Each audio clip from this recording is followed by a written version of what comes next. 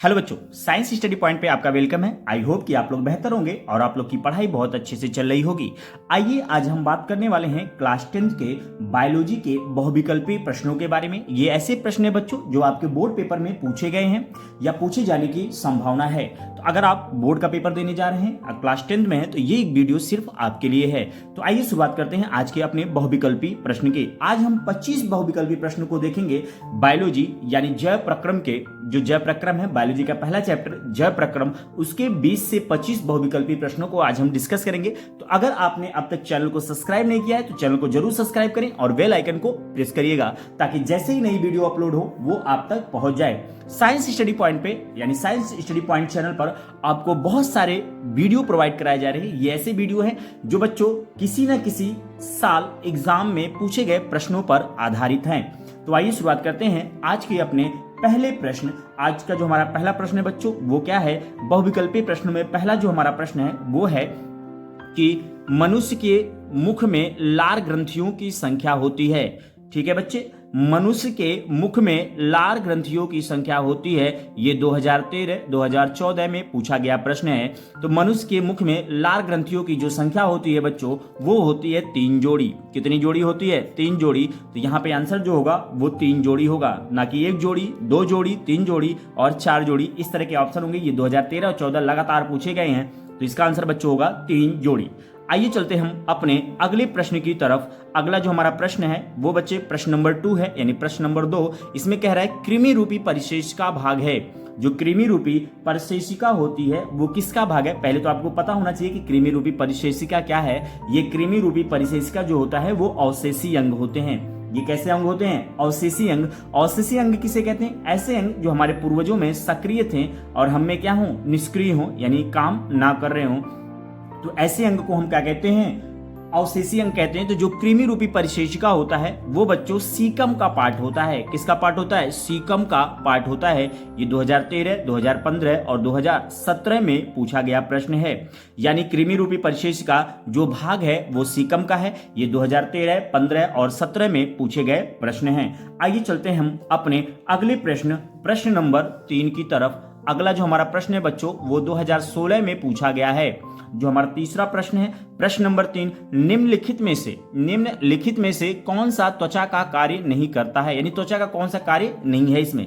पहला देखिए, हमें अगर पिन चुभोई जाती है तो हमें महसूस होता है, हमें दर्द का अनुभव होता है, यानी संवेदना जो त्वचा से हमें पता चलती है। त्वचा हमारी सुरक्षा करती है, इसमें कोई दो राय नहीं है। और साथ ही साथ त्वचा क्या करती है? देखिए हमारे शरीर से गर्मी में क्या होता है? त्वचा से पसीने बाहर आते हैं, यानी उत्सर्जन करती है। तो एक ही आंसर बच रहा है इसका, जो है लैंगिक लक्षण। यानी त्वचा का बच्चों काम क्या होगा? काम नहीं करेगा। यानी त्वचा जो होगी संवेदना भी प्रकट करेगी, सुरक्षा भी करेगी और साथ ही उत्सर्जन करेगी। तो ऐसा कौन सा काम नहीं करेगी? वो लैंगिक लक्षण नहीं करेगी। यानी प्रजनन में त्वचा का कोई योगदान नहीं है। यानी प्रजनन में त्वचा का कोई योगदान नहीं है। आइए चलते हम अपने अगले प्रश्न नंबर 4 की तरफ, जो कि काफी इंपॉर्टेंट है। 2020 में पूछा गया ये प्रश्न है। 2020 में क्या हुआ बच्चों? ये पूछा गया प्रश्न है। ये कह रहा है कि मनुष्य के हृदय में कोष्ठों की संख्या होती है। यानी मनुष्य का जो हृदय होता है वो कितने कक्षक में डिवाइड होता है? तो वो 4 भाग में डिवाइड होता है। कितने भाग में? 4 भाग में। 4 भाग में बच्चों ऊपर जो होते हैं 2 अलिंद होते हैं और 2 नीचे क्या होंगे? निलय होंगे। क्या होंगे? निलय होंगे। तो 2 अलिंद और 2 निलय मिलकर कितने हो गए बच्चे? 4। तो जो मनुष्य के हृदय कोष्ठकों की संख्या होती है वो कितनी होती है? 4 होती है। ये 2020 में पूछा गया प्रश्न है। आइए चलते हैं प्रश्न नंबर 5 की तरफ, जो कि काफी इंपॉर्टेंट है, बहुत इंपॉर्टेंट है, लगातार आपके बोर्ड पेपर में पूछे गए हैं। प्रश्न नंबर 5, इसको 2 तरीके से पूछे गए। 2015 में आया था कि पल्मोनरी शिरा रुधिर लाती है। जो पल्मोनरी शिरा होती है, ठीक है, उस रुधिर लाती है। या फिर इसी प्रश्न को 2013 और 17 में पूछा गया है कि फेफड़ों से शुद्ध रक्त आता है। ठीक है, यानी फेफड़ों से जो शुद्ध रक्त होगा वो कहां आएगा? तो ध्यान देना है, हार्ट की, यहां पे हार्ट की बात कर रहा है, हृदय की बात कर रहा है। यानी हृदय में पल्मोनरी शिरा रुधिर लाती है। 2 अलिंद 2 निलय हैं। ठीक है, दायां अलिंद, बायां अलिंद, दायां निलय और बायां निलय होता है। तो किस भाग में आता है? तो फेफड़ों से शुद्ध रक्त जो बच्चों आता है 2013, 2017 और 2015 में पूछा गया प्रश्न है। ये बच्चे आता है बाएं अलिंद में। किसमें आएगा? बाएं अलिंद में आता है। किसमें आता है? बाएं अलिंद में आता है। ये ध्यान रखिएगा कि पल्मोनरी शिरा जो रुधिर लाती है या फेफड़ों से जो शुद्ध रक्त आता है, हृदय के बाएं अलिंद में आता है। तो इन प्रश्नों को आप बहुत अच्छे से तैयार करिएगा। आई होप कि ये बोर्ड पेपर में आपके इसी तरह प्रश्न पूछे जाते हैं, आप इनको अच्छे से तैयार करिए। चलिए अगला जो प्रश्न है 2013, 2017 और 2022 में पूछा गया प्रश्न है, यानी हीमोग्लोबिन महत्वपूर्ण भूमिका निभाता है। जो हीमोग्लोबिन होता है उसी के कारण जो हमारा रक्त होता है वो रेड कलर का होता है, यानी हीमोग्लोबिन महत्वपूर्ण भूमिका निभाता है किसमें? उत्सर्जन में, श्वसन में। यानी हीमोग्लोबिन जो होगा वो क्या करता है? उत्सर्जन में हिस्सेदारी करता है, कि पाचन में होता है, कि श्वसन में, या वृद्धि में। ठीक है, तो आपको पता होना चाहिए कि हीमोग्लोबिन जो होगा वो श्वसन यानी सांस होती है, यानी ऑक्सीजन को ले जाने के लिए जिम्मेदार होता है। तो ऑक्सीजन यानी श्वसन में होगा। ठीक है बच्चे, कहां पे होगा? श्वसन में होगा। यानी हीमोग्लोबिन का काम ना उत्सर्जन में है, ना पाचन में है, ना वृद्धि में है। ना उत्सर्जन में है, ना पाचन में है, ना वृद्धि में है, बल्कि हीमोग्लोबिन का जो महत्वपूर्ण भूमिका है वो किसमें है? श्वसन में है। ये 2013, 2017 और 2022 में पूछा गया प्रश्न है। आपको पता है हीमोग्लोबिन जो होता है वो क्या करता है? ऑक्सीजन। देखिए, हम जब सांस लेते हैं, हम क्या करते हैं? सांस लेते हैं तो जो ऑक्सीजन होती है वो हमारे रक्त में घुल जाती है। ठीक है, और रक्त में से जो ऑक्सीजन होता है हीमोग्लोबिन आगे लेके जाता है। तो आइए चलते हैं, ये प्रश्न नंबर 6 था। अगला जो हमारा प्रश्न है बच्चों, प्रश्न नंबर 7, आइए उसकी तरफ चलते हैं। जो प्रश्न नंबर 7 है वो बहुत ही इंपॉर्टेंट है, आइए उसकी तरफ चलते हैं। प्रश्न नंबर 7, ठीक है, आइए आपको पता होना चाहिए कि मनुष्य के, ये क्वेश्चन प्रश्न नंबर 7 है कि मनुष्य के प्रत्येक जबड़े में चर्वणक दांतों की संख्या होती है। ठीक है, मनुष्य के प्रत्येक जबड़े में चर्वणक दांतों की संख्या होती है। ये 2015 में पूछा गया प्रश्न है। आपसे एक दूसरा प्रश्न पूछ सकता है कि मनुष्य के दंत सूत्र क्या होते हैं? तो बच्चों क्या होता है? 21-23/21-23। ठीक है, दूसरा क्वेश्चन बच्चों पूछा जाता है कि मनुष्य के दांत किस प्रकार के होते हैं? तो मनुष्य के दांत जो होते हैं वो विषमदंती होते हैं। विषमदंती क्योंकि एक से ज्यादा प्रकार के पाए जाते हैं। ठीक है, ये मसूड़ों में धसे होते हैं, इसलिए इन्हें गर्ददंती कहा जाता है। ठीक है, मनुष्य के दांत जो होते हैं जीवन में 2 बार उगते हैं, एक अस्थाई दांत होते हैं, दूसरे कैसे होते हैं? अस्थाई। तो इन सब क्वेश्चनों के बारे में हम बाद में डिस्कस करेंगे। तो आइए जो हमारा आज का टॉपिक, अगला प्रश्न है वो है मनुष्य के प्रत्येक जबड़े में चर्वणक दांतों की संख्या होती है। वो बच्चे कितनी होती है? 6 होती है। कितनी होती है? 6 होती है। ये 2015 में आया हुआ प्रश्न है। किसमें बच्चे? 2015 में आया हुआ प्रश्न है। तो इस तरह से आइए चलते हम अपने अगले प्रश्न नंबर 8। इसमें बच्चा 8वां जो प्रश्न है वो पूछ रहा है कि आहार नाल की सी के आकार की संरचना होती है। ठीक है, तो ये याद रखिएगा, अमाशय, ग्रहणी, श्वास नाल, कृमि रूपी परिशेष का, ये 4 ऑप्शन दिए हैं। इसमें से जो ऑप्शन सही होगा वो क्या होगा? तीसरा वाला ऑप्शन श्वास नाल होगा। आइए चलते हैं अगले प्रश्न नंबर 9 की तरफ कि मनुष्य में प्रमुख उत्सर्जी अंग हैं। मनुष्य में जो बच्चे प्रमुख उत्सर्जी अंग कौन कौन से हैं उसके बारे में हम डिस्कस करेंगे। ठीक है, तो मनुष्य में जो प्रमुख उत्सर्जी अंग हैं, पहला तो देखिए क्या है? त्वचा है, फेफड़ा है। त्वचा बहुत, देखिए त्वचा जो होता है वो है उत्सर्जी अंग है, लेकिन स्पेशली नहीं होता, सिर्फ उत्सर्जन के लिए नहीं बना होता है। फेफड़ा जो होता है वो उत्सर्जी काम करता है, ठीक है, लेकिन वो पर्टिकुलर उसी के लिए नहीं बना हो। आहार नाल का कोई रोल नहीं। जो अगला जो हमारा ऑप्शन है वो क्या है? ब्रिक। अगला जो हमारा ऑप्शन है वो क्या है? ब्रिक। ब्रिक का मतलब होता है बच्चों किडनी। ब्रिक का मतलब क्या होता है? किडनी। यानी मनुष्य में जो प्रमुख उत्सर्जी अंग है, ये 2017 में आया हुआ प्रश्न है, जिसका आंसर होगा बच्चों ब्रिक। क्या हो जाएगा? ब्रिक।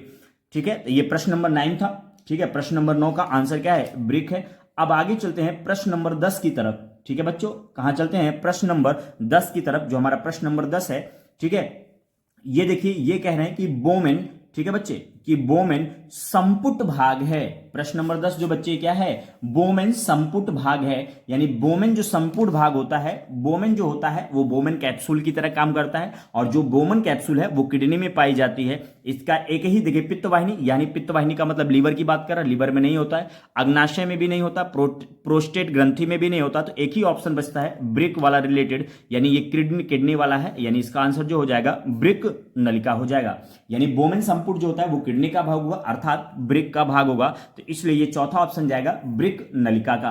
आइए चलते हैं हम अपने 11वें प्रश्न की तरफ, जो काफी इंपॉर्टेंट है, कई बार आपके बोर्ड पेपर में पूछा गया है। 2018 में पूछा गया है कि डिक्सन एवं जॉली संबंधित हैं। दो वैज्ञानिकों का नाम है, किसका नाम है बच्चे? दो वैज्ञानिकों का नाम है, जिसका नाम क्या है? डिक्सन एवं जॉली। क्या नाम है? डिक्सन एवं जॉली किससे संबंधित हैं? ठीक है बच्चे, ठीक है। जो ये डिक्सन एवं जॉली हैं, इन्होंने क्या किया था कि इनका नाम लिया जाता है? पहला है कि अवशोषण से, ठीक है, ये प्लांट की बात कर रहे हैं, परासरण से या फिर विसरण से।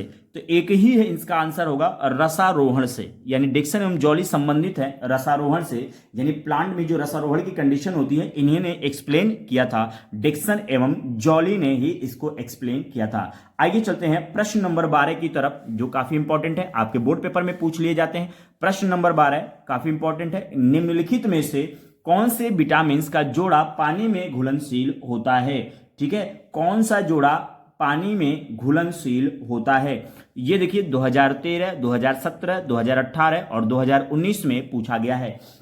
तो याद रखिएगा, दो तरह के विटामिन होते हैं, एक जल में घुलनशील होते हैं। किसमें बच्चे घुलनशील होते हैं? जल में घुलनशील होते हैं। और जो दूसरा होता है बच्चे, वो कहां पे? पानी में घुलनशील होते हैं। तो जो वसा में पहला वसा में घुलनशील होते हैं। किसमें? वसा में घुलनशील होते हैं, ठीक है। और दूसरा जो होता है वो जल में घुलनशील होते हैं। तो वसा में घुलनशील जो विटामिन है ADE, ठीक है, ये वसा में घुलनशील होते हैं। इसके बाद वाले जितने भी होते हैं वो जल में घुलनशील होते हैं। तो आइए देखते हैं, पहला ऑप्शन ए तथा बी। नहीं, ए तो किसमें है? ये तो बी तो जल में घुलनशील होगा, लेकिन ए जो होता है वो किसमें होगा? जल वसा में घुलनशील होगा, इसलिए ये आंसर नहीं होगा। चलिए आइए दूसरा वाला, तीसरा वाला देखते हैं। विटामिन सी तथा के। विटामिन सी तो है, लेकिन के किसमें है? वसा में घुलनशील है, इसलिए पहला और तीसरा ऑप्शन नहीं होगा। ठीक है, विटामिन डी तथा बी, ये देख लेते हैं। विटामिन डी तथा बी, डी देखिए किसमें है? वसा में घुलनशील है, इसलिए ये वाला भी ऑप्शन नहीं होगा। तो एक ही ऑप्शन बचता है, बी तथा सी। कौन सा ऑप्शन? बी तथा सी बच्चों बचता है। ठीक है, कौन सा बचता है? बी तथा सी। यानी 12वें प्रश्न का जो आंसर होगा वो होगा विटामिन बी तथा सी। यानी जल में जो घुलनशील होते हैं विटामिन बी और सी होते हैं, जबकि वसा में घुलनशील विटामिन कौन कौन से होंगे? ए, डी, ई के होते हैं। तो ये प्रश्न नंबर 12 का आंसर था। आइए चलते हैं प्रश्न नंबर 13 की तरफ। ये आज हम बात करने वाले हैं क्लास 10th के जय प्रक्रम के सभी बहुविकल्पी प्रश्न। ऐसे बहुविकल्पी प्रश्न जो बच्चों आपके बोर्ड पेपर में पूछे जाते हैं, उनके बारे में आज हम डिस्कस करते हैं। अगर आपने अब तक चैनल को सब्सक्राइब नहीं किया तो चैनल को जरूर सब्सक्राइब करें, ताकि हम और अच्छा आपके लिए करें। चलिए आइए, हमको क्या है, ये हम क्या चाहते हैं? एक लाइक और एक सब्सक्राइब। लाइक करने से हमें मिलता कुछ नहीं है, बस थोड़ी सी एनर्जी आ जाती है कि हाँ, हमारी वीडियो जो है वो बच्चों तक पहुंच रही है और बच्चों का रिस्पांस अच्छा है। आप अपने रिस्पांस जरूर बताया करिए कमेंट सेक्शन में, आपको वीडियो कैसा लगा, किस तरह का वीडियो हो और किस टॉपिक पे आपको वीडियो चाहिए, इसके बारे में आप जरूर लिखा करिए, ताकि हम अगला टॉपिक, अगला जो वीडियो बनाएं उसी टॉपिक पर बनाएं। आइए, हमारा जो 13वां प्रश्न बच्चों, प्रश्न नंबर 13, पादपों में वायु प्रदूषण कम करने वाली प्रक्रिया है, या फिर इसी को पूछा गया पादप किस प्रक्रिया द्वारा वायु को शुद्ध करते हैं। आपको पता होना चाहिए, पौधे जो होते हैं अपना भोजन जो होते हैं वो प्रकाश संश्लेषण के द्वारा बनाते हैं। किसके द्वारा बनाते हैं? प्रकाश संश्लेषण के द्वारा। और प्रकाश संश्लेषण एक ऐसी प्रक्रिया है जिसमें ऑक्सीजन क्या होता है बच्चे? बाहर निकलता है। तो देखिए, शुद्ध का मतलब क्या होगा, समझिए मेरी बात। शुद्ध का बच्चों मतलब क्या होता है कि एक ऐसे जिसमें ऑक्सीजन की मात्रा क्या हो? ज्यादा हो, और कार्बन डाइऑक्साइड की मात्रा बच्चे क्या हो? कम हो, तो ये शुद्ध होगा। या फिर दूसरे सेंटेंस में बोलें कि CO2 की मात्रा क्या हो? कम हो, ठीक है, और O2 की मात्रा क्या हो? ज्यादा हो। यही तो है, समझ पा रहे हैं मेरी बात? ये क्या है? CO2 की मात्रा ज्यादा हो, कम हो, और O2 की मात्रा क्या हो? ज्यादा। यानी जिसमें ऑक्सीजन ज्यादा होगा वो शुद्ध होगा। आपको पता है ऑक्सीजन किस प्रोसेस के द्वारा निकलता है? प्रकाश संश्लेषण के द्वारा। वह प्रक्रम जिसके द्वारा पौधे भोजन बनाते हैं। भोजन तो बनता ही बनता है, साथ में पौधे क्या रिलीज करते हैं? ऑक्सीजन भी रिलीज करते हैं। अगर हवा में जितना ज्यादा ऑक्सीजन होगा, हवा उतनी ज्यादा शुद्ध होगी। यानी इसका ऑप्शन बच्चे क्या होगा? प्रकाश संश्लेषण। श्वसन तो होगा नहीं, वाष्पोत्सर्जन से कोई लेना देना नहीं है, प्रोटीन संश्लेषण यहाँ का है ही नहीं। तो आपके पास एक ही टॉपिक बचता है, एक ही ऑप्शन बचता है, प्रकाश संश्लेषण। यानी अब तक हमने 13 प्रश्नों को डिस्कस किया है। ये ऐसे प्रश्न हैं जो किसी ना किसी साल आपके बोर्ड पेपर में बच्चों जरूर पूछे गए हैं। तो आइए चलते हैं प्रश्न नंबर 14 की तरफ। हमारा जो बच्चों 14वां प्रश्न है बहुत इंपॉर्टेंट है, 2013 बोर्ड पेपर में पूछा गया है। यानी आज हम डिस्कस कर रहे हैं, किसी ना किसी साल आपके बोर्ड पेपर में जरूर पूछे गए। तो आइए 14वें प्रश्न की तरफ चलते हैं।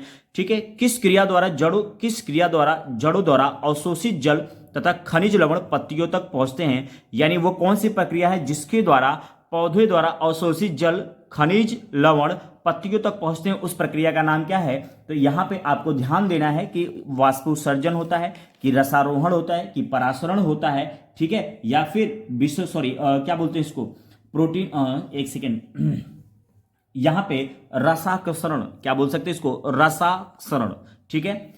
वाष्पोत्सर्जन, रसारोहण, रसाकर्षण और परासरण, तो वो कौन सी विधि है जिसके द्वारा पौधे क्या करते हैं, पानी को अवशोषित करके, खनिज लवण को अवशोषित करके पत्तियों तक पहुंचाते हैं? तो वह प्रक्रिया बच्चों क्या है? रसारोहण की है। यानी रसारोहण वह प्रक्रिया है जिसके द्वारा पौधे क्या करते हैं, पानी को एब्जॉर्ब करते हैं, जमीन वाटर को धरती से सोख लेते हैं और पत्तियों तक पहुंचाते हैं। पर पानी के साथ साथ और भी चीजें होती हैं, खनिज होता है, लवण होता है, ठीक है। इन सब चीजों के बारे में हम डिस्कस करेंगे। चलिए, प्रश्न नंबर जो 15 है बच्चे, वो 2013, 2014, 2022 पूछे गए हैं। यानी जो प्रश्न नंबर 15 बच्चे कहाँ है, 2013, 2014 और 2022 में पूछे गए प्रश्न है। ये कह रहे हैं कि फ्लोएम द्वारा भोजन का जो स्थानांतरण होता है, यानी पौधे में देखिए प्रकाश संश्लेषण के द्वारा पौधे क्या करते हैं, भोजन बनाते हैं। अब वो जो भोजन है, आपको पता है कि प्रकाश संश्लेषण सिर्फ हरे पौधे में होता है, या फिर ऐसे कह लीजिए कि पौधे के हरे भाग में होता है। तो मतलब पौधे के जो हरे भाग हैं वो ज्यादातर पत्तियां होती, यानी पत्तियों में क्या होगा, भोजन तो बनेगा, बाकी और भाग में कैसे पहुंचता है उसको पूछ रहे हैं। तो ये कह रहे हैं फ्लोएम द्वारा भोजन का स्थानांतरण होता है, यानी जो भोजन बनता है किस रूप में ट्रांसफर होता है, वो होता है सुक्रोज के रूप में। किसके रूप में बच्चे? सुक्रोज के रूप में। तो याद कर लीजिएगा कि फ्लोएम द्वारा भोजन का स्थानांतरण होता है सुक्रोज के रूप में। ऑप्शन बहुत सारे हैं, जैसे आयनों के रूप में, गैसीय रूप में, यौगिकों के रूप में। ये तीनों ऑप्शन गलत हैं, एक ही ऑप्शन है सुक्रोज के रूप में। यानी जो फ्लोएम द्वारा भोजन का स्थानांतरण होता है वो किस रूप में होता है बच्चे? सुक्रोज के रूप में होता है, ठीक है। तो ये याद करिएगा। 15वां प्रश्न था, इसका आंसर था। आइए चलते हैं 16वें प्रश्न की तरफ। जो 16वां प्रश्न है बच्चे बहुत इंपॉर्टेंट है, ये कई साल आपके पेपर में पूछ लिया गया, 2014, 2015, 2019। आप देख सकते हैं 2014, 2015 और 2019 में आए हुए ये ऐसे प्रश्न हैं जो आपके बोर्ड पेपर में पूछ लिए जाते हैं। तो ये कह रहे हैं कि पित्त रस का निर्माण होता है। पित्त जो शब्द है वो यकृत से रिलेटेड है। किससे बच्चे? यकृत से संबंधित है, यानी लीवर से संबंधित है। तो अग्नाशय से इसका कोई लेना देना नहीं, वृषण में इसका कोई काम नहीं, पित्ताशय से भी कोई काम नहीं। तो इसका आंसर जो होगा बच्चे क्या होगा? लीवर, यानी यकृत। लीवर को हिंदी में क्या बोलते हैं हम? यकृत बोलते हैं। आइए चलते हम अपने अगले प्रश्न नंबर 17 की तरफ, जो 2016 में आपके बोर्ड पेपर में पूछ लिया गया है, ठीक है। 2016 में आपके बोर्ड पेपर में पूछा गया है। ये कह रहे हैं कि प्रकाश अभिक्रिया होती है, ठीक है बच्चे। प्रकाश अभिक्रिया होती है, यानी जो प्रकाश अभिक्रिया यानी फोटोसिंथेसिस होती है, प्रकाश अभिक्रिया होती है, ठीक है, फोटो रिएक्शन होती है। 2016 में पूछा गया प्रश्न, कहां पे होती है, किस भाग में होती है? तो पहला ऑप्शन है माइटोकॉन्ड्रिया में, दूसरा है हरित लवक के ग्रेना में, तीसरा है हरित लवक के स्ट्रोमा में, कोशिका के केंद्रक में। तो मैं आपको बता दूं कि पहला और चौथा ऑप्शन तो कभी जिंदगी में भी नहीं हो सकता, यानी पहला और चौथा ऑप्शन नहीं होगा। अब दूसरा और तीसरे ऑप्शन में कंफ्यूजन है। देखिए हरित लवक, आपको पता है प्रकाश अभिक्रिया कहां होती है? जब तक हरित लवक यानी क्लोरोफिल होगा तभी होगा। ये हरित लवक है, क्या है ये? हरित लवक है। हरित लवक के ग्रेना में होता है या फिर हरित लवक के स्ट्रोमा में होता है? तो ध्यान रखिएगा ये ग्रेना में होता है। कहां पे होता है? ग्रेना में होता है। तो ये ऑप्शन दूसरा सही है, हरित लवक के ग्रेना में होता है। ग्रेना क्या होता है? जैसे आप एक एक करके सिक्कों को रख दें, तो एक सिक्के के ऊपर एक सिक्के के ऊपर ऐसे रख दें तो ये ग्रेना टाइप का स्ट्रक्चर बन जाता है।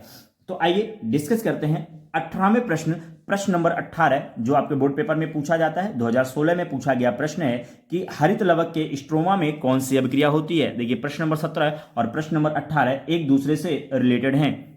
अभी आपने देखा कि जो प्रकाश अभिक्रिया होती है वो हरित लवक के ग्रेना में होती है। तो सिंपल सी बात है कि हरित लवक के स्ट्रोमा में प्रकाश अभिक्रिया नहीं होगी, ठीक है। ऊपर देखिए लिखा हुआ है कि प्रकाश अभिक्रिया होती है तो हरित लवक के ग्रेना में, तो हरित लवक के स्ट्रोमा में तो कभी भी प्रकाश अभिक्रिया नहीं हो सकती, ठीक है। अब देखिए, जब ये देखिए ऑप्शन कैसे बनाया गया, सब पकड़िए, बिना ऑप्शन पकड़े काम नहीं चलेगा। हरित लवक के स्ट्रोमा में कौन सी क्रिया होती है ये आपको ध्यान देना है। तो प्रकाश अभिक्रिया जो होती है वो हरित लवक के ग्रेना में होती है, ना कि स्ट्रोमा में होती है। तो पहला ऑप्शन प्रकाश अभिक्रिया तो यहां पे हो ही नहीं सकती, ठीक है। और जब नहीं हो सकती तो पहला ऑप्शन, ये पहला और तीसरा, तो पहला तथा दोनों, यानी सिर्फ ये हो सकती है अप्रकाशीय अभिक्रिया, बाकी ये तीनों ऑप्शन गलत हो जाएंगे। इसलिए इसका जो आंसर होगा, ध्यान रखिएगा, अप्रकाशीय अभिक्रिया। जब आपसे पूछा जाए कि प्रकाशीय अभिक्रिया कहां होती है तो हरित लवक के ग्रेना में, और जब आपसे पूछा जाए कि अप्रकाशीय अभिक्रिया कहां होती है तो हरित लवक के स्ट्रोमा में। ध्यान रखिएगा, इस तरह के ये प्रश्न काफी इंपॉर्टेंट है, आपके बोर्ड पेपर में पूछे जाते हैं। तो आइए चलते हैं हम अपने अगले प्रश्न नंबर 19 की तरफ, जो काफी इंपॉर्टेंट है, 2016 में आपके बोर्ड पेपर में पूछे गए हैं। कहां पूछे गए बच्चों? 2016 यूपी बोर्ड के परीक्षा में पूछे गए हैं। ये कह रहे हैं कि अंतरावस्था के दौरान केंद्रक में किसका जाल होता है? अंतरावस्था क्या होती है? कोशिका जब विभाजित होती है, कोशिका का काम क्या होता है? विभाजन होना। तो उसमें बहुत सारे अवस्थाएं होती हैं, उन्हीं में से एक अवस्था होती है जिसका नाम है बच्चे क्या? अंतरावस्था। उन्हीं में से क्या नाम है? एक अंतरावस्था। अंतरावस्था जो होती है वो कोशिका विभाजन की अवस्था होती है, यानी जब कोशिका डिवाइड होती है उसी दौरान की एक अवस्था होती है जिसका नाम है अंतरावस्था। ठीक है, अब किसका जाल होता है ये देखना है। तो पहला है हिस्टोन का। हिस्टोन क्या होता है? प्रोटीन होता है, इसका हो ही नहीं सकता। गुणसूत्रों का नहीं हो सकता, आरएनए का नहीं हो सकता। बस एक ही ऑप्शन बच रहा है, क्रोमेटिन धागे का। तो इसका जो 19वें का जो आंसर होगा वो दूसरा नंबर होगा, क्रोमेटिन के धागे का। यानी अंतरावस्था के दौरान केंद्रक में किसका जाल होता है? क्रोमेटिन धागे का होता है। तो ये प्रश्न नंबर 19 था बच्चे। अब आइए चलते हैं प्रश्न नंबर 20 की तरफ। ये बहुत ही ये भी इंपॉर्टेंट है, आपके बोर्ड पेपर 2016 में पूछ लिया गया है। ठीक है, अभी इससे रिलेटेड हमने ऊपर क्वेश्चन किया है। ठीक है, रक्त का लाल रंग किस पदार्थ की उपस्थिति के कारण होता है? ठीक है बच्चे, रक्त का लाल रंग किस पदार्थ की उपस्थिति के कारण होता है? तो ये होता है हीमोग्लोबिन। आपने नाम सुना है हीमोग्लोबिन, हिम। किसके कारण? ये हिम के कारण होता है। न्यूक्लिकम, यानी न्यूक्लिकम का मतलब क्या होता है? DNA RNA. DNA RNA colour में कोई रोल नहीं निभाते, यानी डीएनए और आरएनए जो होते हैं इनको न्यूक्लिक अम्ल कहा जाता है, तो इनका कोई रोल नहीं है। पोटेशियम का भी कोई रोल नहीं है, विटामिन सी का भी कोई रोल नहीं है। तो एक ही ऑप्शन बचता है हिम। यानी जो रक्त का लाल रंग किस पदार्थ की उपस्थिति के कारण होता है? तो वो हिम के कारण होता है। ये हमारा प्रश्न नंबर 20 था। आइए चलते हैं प्रश्न नंबर 21 की तरफ। हमारा जो बच्चों 21वां प्रश्न है, प्रश्न नंबर 21, वो क्या है कि बेरी बेरी रोग किस विटामिन की कमी से होता है?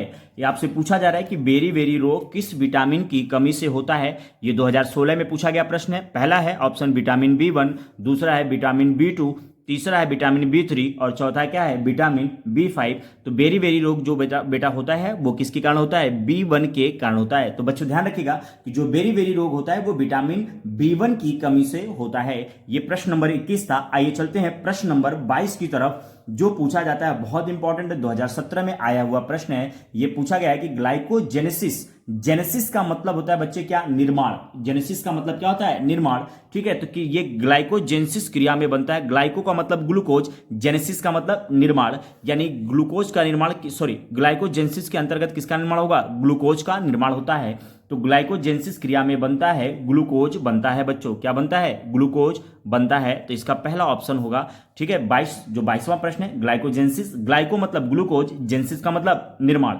तो कि ग्लाइकोजेनेसिस क्रिया में बनता है, क्या बनेगा? ग्लूकोज ही बनेगा। तो आइए चलते हैं अपने अगले प्रश्न नंबर 23, जो काफी इंपॉर्टेंट है, प्लांट से रिलेटेड है, 2017 बोर्ड पेपर में आया हुआ ये प्रश्न है। ये बच्चे कह रहे हैं कि गर्मियों के दिनों में, किसके दिनों में? गर्मियों के दिनों में। ठीक है, गर्मियों के दिनों में किस कारण दोपहर में, ठीक है, किस कारण दोपहर में पौधे मुरझा जाते हैं? आपको पता होना चाहिए कि वाष्पोत्सर्जन क्या होता है। वाष्पोत्सर्जन जब होता है कि पौधों से जो पानी बाहर निकलता है, उस प्रक्रिया को हम क्या कहते हैं? वाष्पोत्सर्जन कहते हैं। तो गर्मी के दिनों में टेम्परेचर ज्यादा होगा, बाहर का वातावरण क्या होगा? ज्यादा होगा, जिसके कारण टेम्परेचर ज्यादा होगा तो पानी प्लांट के अंदर से सूखने लगेगा। तो आपको पता है कि जब धूप तेज होगी तो पानी ज्यादा सूखेगा, यानी वाष्पोत्सर्जन की अधिकता के कारण, यानी जो पौधे मुरझा जाएंगे उनमें से पानी की मात्रा क्या होगी? ज्यादा निकलने के कारण। और पानी निकलने की प्रक्रिया क्या होती है? वाष्पोत्सर्जन। ठीक है, तो वाष्पोत्सर्जन की अधिकता के कारण गर्मियों के दिनों में दोपहर में पौधे क्या होते हैं? मुरझा जाते हैं। तो ये प्रश्न नंबर 23 था। आइए चलते हैं प्रश्न नंबर 24 की तरफ, जो 2018 में अलग अलग तरीके से पूछा गया है। ठीक है, इसको ध्यान रखिएगा। प्रश्न नंबर जो 24 है वो कह रहे हैं, ठीक है, प्रश्न नंबर जो बच्चा 24 है वो कह रहे हैं कि यूरिया का संश्लेषण होता है। यूरिया का संश्लेषण होता है, 2018 में पूछा गया है। इसी प्रश्न को पूछा गया है अमोनिया का यूरिया में परिवर्तन होता है, यानी जो NH3 होता है, यानी अमोनिया का यूरिया में परिवर्तन होता है। ये कंडीशन आपको ध्यान देनी है कि अमाशय में होता है, कि अग्नाशय में होता है, या यकृत में होगा, या फिर वृक्क में होगा। तो ध्यान रखिएगा, ये जो यूरिया का संश्लेषण होता है वो बच्चे कहाँ होता है? यकृत में होता है। कहाँ पे होता है? यकृत में होता है। ये प्रश्न नंबर 24 का आंसर था। जो 2018 बोर्ड पेपर में पूछे गए थे। आइए चलते हैं हम अगले प्रश्न नंबर 25 की तरफ, जो आपके बोर्ड पेपर 2018 में पूछा गया है। तो 25 नंबर जो प्रश्न है बच्चे, वो पूछा जा रहा है कि वह कौन सी सिरा है जिसमें शुद्ध रुधिर प्रवाहित होता है। ठीक है, वह कौन सा सिरा है जिसमें शुद्ध रुधिर प्रवाहित होता है। तो याद करिएगा, पल्मोनरी सिरा। कौन सा सिरा? पल्मोनरी सिरा में शुद्ध रुधिर क्या होता है बच्चों? प्रवाहित होता है। ये प्रश्न नंबर 25 था। आइए चलते हैं प्रश्न नंबर 26 की तरफ। जो 26वां प्रश्न है उसके क्वेश्चन 2018 2022 आपके बोर्ड पेपर में पूछ लिए गए हैं। तो ये काफी इंपॉर्टेंट है, 2 साल पूछे गए प्रश्न, हो सकता है 2023 भी आपके बोर्ड पेपर में ये मिल जाएं। ये कह रहे हैं प्रश्न नंबर 26 में कि जठर रस स्रावित होता है। जठर रस स्रावित होता है। ठीक है बच्चे, जठर रस स्रावित होता है अग्नाशय से। पहला का ऑप्शन क्या है? अग्नाशय से। दूसरा ऑप्शन क्या है? पित्ताशय से। और तीसरा ऑप्शन क्या है बच्चे? अमाशय से। और चौथा ऑप्शन क्या है? यकृत से। तो जठर रस जो स्रावित होता है वो होता है अमाशय से। कहां से? अमाशय से। ये प्रश्न नंबर 26 का आंसर था। अब तक हमने टोटल 26 प्रश्न को सॉल्व किया है। अलग अलग बोर्ड पेपर में आपके सालों में पूछे गए प्रश्न हैं। आइए चलते हैं प्रश्न नंबर 27 की तरफ। हमारा जो बच्चों 27वां प्रश्न है वो है कि क्लोरोप्लास्ट के ग्रेना में बनते हैं, यानी क्लोरोप्लास्ट के ग्रेना में बनते हैं एटीपी, एडेनोसिन ट्राइफॉस्फेट तथा NAD2H, या फिर एटीपी तथा ग्लूकोज, या सभी बनते हैं, या तीसरा ऑप्शन दे रहा है कि एटीपी तथा NADP2H। ध्यान रखिए, एटीपी तो बनता है साथ साथ, एटीपी तो बनता है, इसमें कोई दो राय नहीं, लेकिन एटीपी के साथ साथ NAD2H बनता है, ना कि NADP2H बनता है। तो ध्यान रहे, अगर P होगा तो वो नहीं बनेगा, P को हटा, P को ध्यान रखिएगा। दोनों ऑप्शन एक जैसे मिल रहे हैं, तो ध्यान रखिए। देखिए यहाँ पे NAD है, यहाँ पे भी NAD है, ऊपर फॉस्फोरस नहीं है, नीचे फॉस्फोरस है, तो जिसमें फॉस्फोरस होगा वो नहीं बनता, बल्कि एटीपी तथा NAD2H बनता है। तो इसका ऑप्शन बच्चों हो जाएगा, वो ध्यान रखिएगा, पहला ऑप्शन सही होगा। यानी क्लोरोप्लास्ट के ग्रेना में बनते हैं, क्या बनते हैं? एटीपी तथा NAD2H बनते हैं। आइए चलते हैं हम अपने अगले प्रश्न नंबर 28 की तरफ, जो आपके बोर्ड पेपर 2018 में पूछा गया प्रश्न है। बहुत ही इजी प्रश्न है। ये पूछ रहे हैं कि मनुष्य के दूध के दांतों की संख्या होती है। मनुष्य में दूध के दांत किसे बोलते हैं? ऐसे दांत जो जीवन में अगर एक बार टूट गए फिर दोबारा ग्रो कर सकते हैं, फिर से आ सकते हैं, उन्हें बोलते हैं हम मनुष्य के दूध के दांत। टोटल 32 दांत होते हैं। तो 12 ऐसे दांत होते हैं जो जीवन में सिर्फ एक बार उगते हैं, यानी जब एक बार आ गए बच्चे के माउथ में, दोबारा अगर टूट जाएंगे तो वो नहीं आएंगे। तो उनकी संख्या 12 होती है। बच्चे कितनी संख्या? 20। तो ये जो 20 दांतों की संख्या होती है, ये जीवन में 2 बार आ सकते हैं, इसलिए इनको हम दूध के दांत कहते हैं। यानी मनुष्य के दूध के दांतों की संख्या बच्चों कितनी होती है? 20 होती है। ये ध्यान रखिएगा, ठीक है। मनुष्य के दूध के दांतों की संख्या होती है 20। या दूसरे तरह से पूछ सकता है कि मनुष्य में अस्थायी दांतों की संख्या होती है 20। ठीक है, आइए चलते हैं अगले प्रश्न नंबर 19 की तरफ। ठीक है, प्रश्न नंबर जो 19 है बच्चे, वो बहुत इंपॉर्टेंट है। 2018 आपके बोर्ड पेपर में पूछा गया है। ये कह रहे हैं कि प्रत्येक जबड़े में अग्र चर्वणकों की संख्या होती है। यानी प्रत्येक जबड़े में अग्र चर्वणकों की संख्या होती है। तो ध्यान रखिएगा बच्चों, यहां पर जो अग्र चर्वणकों की संख्या होती है वो होती है 2 जोड़ी। कितनी जोड़ी बच्चे? 2 जोड़ी होती है। आइए चलते हैं अगले प्रश्न नंबर 30 की तरफ। ठीक है बच्चे, प्रश्न नंबर जो 30 है उसकी तरफ चलते हैं। प्रश्न नंबर जो 30 है वो काफी इंपॉर्टेंट है। 2018 में पूछा गया आपके बोर्ड पेपर में प्रश्न है। ये कह रहे हैं कि पौधों में पत्तियों तक जल तथा खनिज लवण स्थानांतरित होता है। यानी पौधों में पत्तियों तक जल तथा खनिज लवण स्थानांतरित होता है, तो वो होता है ज से जल। यानी जल को ले जाने का काम कौन करता है? जाइलम। और फल को, यानी अगर भोजन को लाने की बात करें तो फ्लोएम करता है। तो फिलहाल यहाँ पे खनिज और जल की बात कर रहा है, तो कौन लेके जाएगा? जाइलम लेके जाएगा। आइए चलते हैं प्रश्न नंबर 31 की तरफ, जो आपके बोर्ड पेपर में पूछा गया 2018 2019 लगातार आपके बोर्ड पेपर में पूछे गए ये प्रश्न है बच्चों। तो ये कह रहे हैं कि कोशिकीय प्रक्रम में ऊर्जा की मुद्रा होती है। आपने पढ़ा है, ठीक है, पावर हाउस। ठीक है, तो कोशिकीय प्रक्रमों में ऊर्जा की मुद्रा होती है। ठीक है, आपने 2 तरह के पढ़े हैं, एक पावर हाउस पढ़ा है, एक करेंसी पढ़ा है। यहां पे अगर बोलते हैं कि विद्युत ऊर्जा का गृह किसे बोलते, तब ऑप्शन जाता आपका बच्चों माइटोकॉन्ड्रिया। आपको मुद्रा की इंग्लिश बनती है करेंसी। तो एटीपी जो होता है वो कोशिकीय प्रक्रमों में ऊर्जा की क्या होता है, बताइए?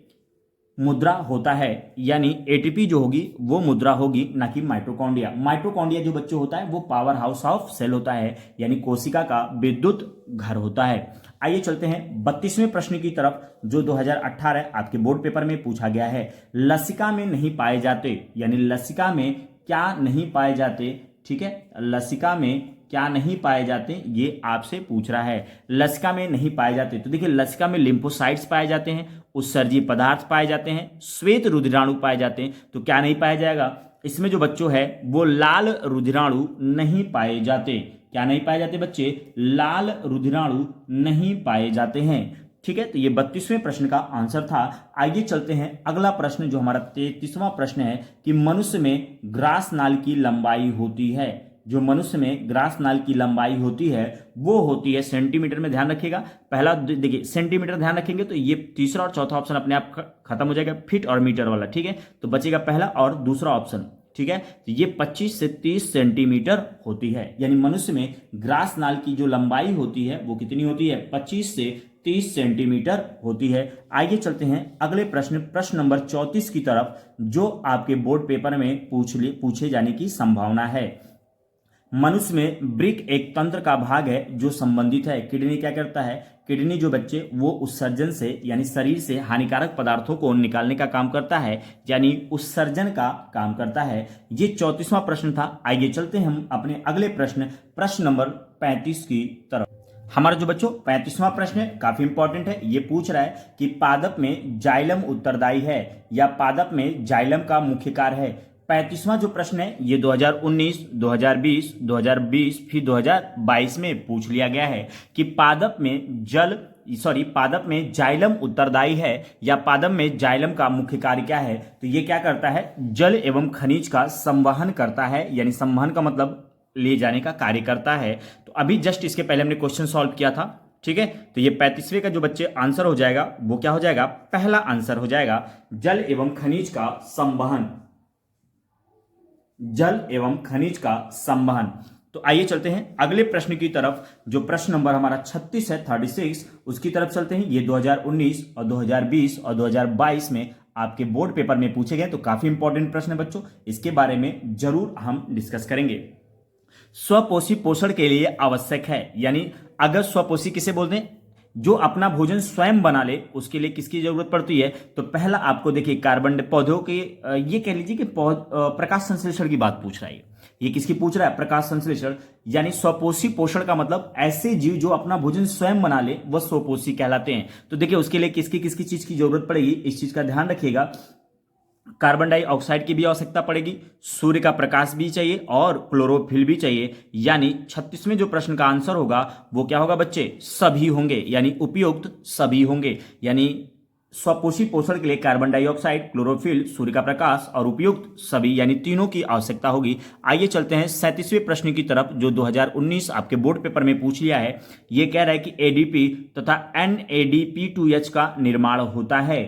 ठीक है, एटीपी तथा NADP2H का निर्माण होता है। तो ये ध्यान रखिएगा बच्चों, माइटोकॉन्ड्रिया में होता है। कहां पे होता है? माइटोकॉन्ड्रिया में होता है। ये 37वें प्रश्न का आंसर था। आइए चलते हैं 38 प्रश्न की तरफ, जो 38वां नंबर हमारा प्रश्न है वो काफी इंपॉर्टेंट है, आपके बोर्ड पेपर 2020 में पूछा गया है।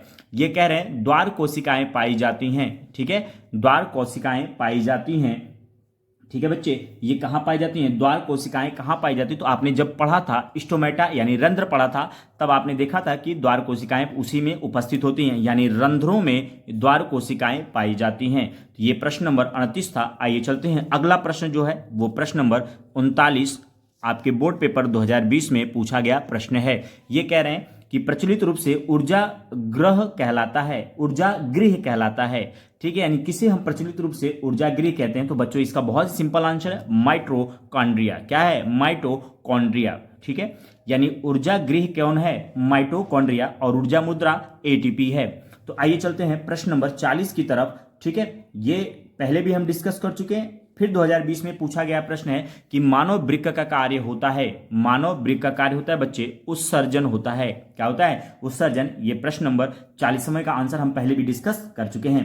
तो आइए चलते हैं प्रश्न नंबर 41 की तरफ। ये पूछ रहे हैं, 2022 में पूछा गया प्रश्न है कि वह प्रक्रियाएं जिनमें जटिल कार्बनिक वह प्रक्रियाएं जिनमें जटिल कार्बनिक अणु सरल अणुओं में टूटते हैं। वह प्रक्रियाएं जिनमें जटिल कार्बनिक अणु सरल अणुओं में टूटते हैं वो कौन सा प्रोसेस होता है, ये आपको बताना है। ठीक है बच्चे, ये आपको क्या करना है, बताना है। तो ध्यान रखिएगा कि वह प्रक्रियाएं जिनमें जटिल कार्बनिक अणु सरल अणुओं में टूटते हैं, ठीक है, सिंपल फॉर्म में टूटते हैं, वो है उपापचयी। क्या है बच्चे, उपापचयी। ठीक है, उपापचयी नहीं, अपचयी है, सॉरी, ये उपापचयी नहीं बल्कि क्या है, अपचयी अभिक्रियाएं होती हैं। कौन सी अभिक्रियाएं, अपचयी अभिक्रियाओं में जटिल कार्बनिक अणु सरल अणुओं में टूटते हैं। तो आइए चलते हैं अगले प्रश्न नंबर 42 में। ये कह रहे हैं कि चर्मदाह या प्लेग्रा रोग, ठीक है, ये पिछले साल आपके बोर्ड पेपर में आया हुआ प्रश्न है। ठीक है, ये पूछ रहे हैं कि चर्मदाह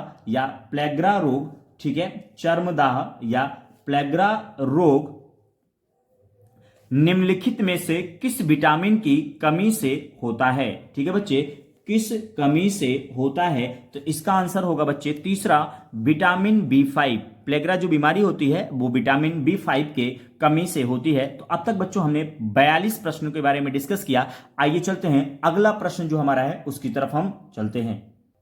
आइए 43वें प्रश्न की तरफ चल रहे हैं बच्चों। ये कह रहा है कि निम्न में से कौन ऊर्जा का सिक्का या मुद्रा के रूप में जाना जाता है। इसके पहले भी हम इस क्वेश्चन के बारे में डिस्कस कर चुके हैं। ये है बच्चों एटीपी। ये क्या है, एटीपी। एटीपी को हम ऊर्जा सिक्का या ऊर्जा का मुद्रा भी कहते हैं। तो आइए चलते हैं अगला प्रश्न जो बच्चों है हमारा 44वां प्रश्न, कि ये पूछ रहे हैं कि मूत्र निर्माण कहाँ होता है। ठीक है, तो ये 2022 में पूछा गया प्रश्न है। जो मूत्र का निर्माण होता है, देखिए हृदय में तो हो ही नहीं सकता, लीवर में हो ही नहीं सकता, प्लीहा में तो हो ही नहीं सकता, तो एक ही ऑप्शन बच रहा है ब्रिक में। किसमें, मूत्र का निर्माण बच्चों कहाँ होता है, ब्रिक में होता है। ठीक है, तो आइए चलते हैं अगला जो हमारा प्रश्न है, प्रश्न नंबर 45। ये कह रहे हैं कि लार में कौन सा एंजाइम पाया जाता है। ये 2022 में पूछा गया प्रश्न है।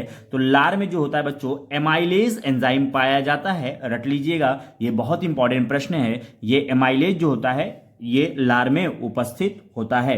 आइए चलते हैं 46वें प्रश्न की तरफ। क्लोरोफिल अवशोषित करता है, किसको करेगा, प्रकाश ऊर्जा को ये क्या करता है, अवशोषित करता है। यानी क्लोरोफिल बच्चे क्या होगा, प्रकाश ऊर्जा को अवशोषित कर लेता है। ये 2022 में पूछा गया प्रश्न है। आइए चलते हैं आज का आखिरी प्रश्न, प्रश्न नंबर 47। ठीक है, इसके बारे में हम डिस्कस करेंगे। ये पूछ रहा है कि निम्नलिखित में से कौन विषमपोषी नहीं है। यानी इनमें से कौन सा विषमपोषी नहीं है, तो वो बच्चों होगा, देखिए फफूंदी, ईस्ट, फीताकृमि, ये सब तीनों क्या है, विषमपोषी हैं। तो एक ही ऑप्शन बच रहा है, मनी प्लांट जो होता है वो विषमपोषी नहीं होता है। तो आज हम लोगों ने बच्चे जैव प्रक्रम यानी क्लास 10 के बायोलॉजी के फर्स्ट चैप्टर जैव प्रक्रम के बहुविकल्पी प्रश्नों के बारे में डिस्कस किया। आज हमने लगभग 50 प्रश्नों के बारे में डिस्कस किया। तो बच्चों आई होप कि आपको ये वीडियो पसंद आई होगी, आपके लिए काफी फायदेमंद होगी। तो अगर वीडियो आपको अच्छी लगी हो, चैनल को जरूर सब्सक्राइब करिएगा। मिलते हैं अगले वीडियो में एक नई सोच के साथ। धन्यवाद।